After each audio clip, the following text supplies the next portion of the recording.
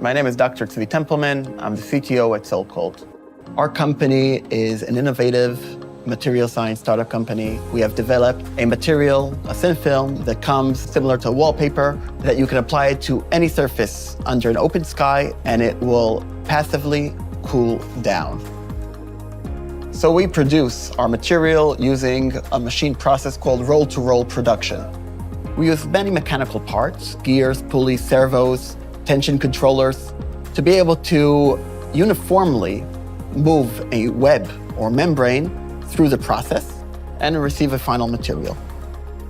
Now, that's where our problem occurred in the design of our new manufacturing line.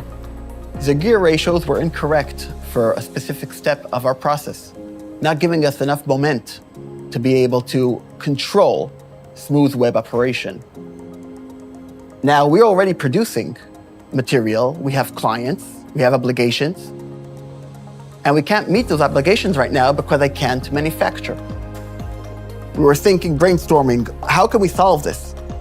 Many different ideas were going around. Someone mentioned, why don't approach service bureaus for several different 3D printing companies.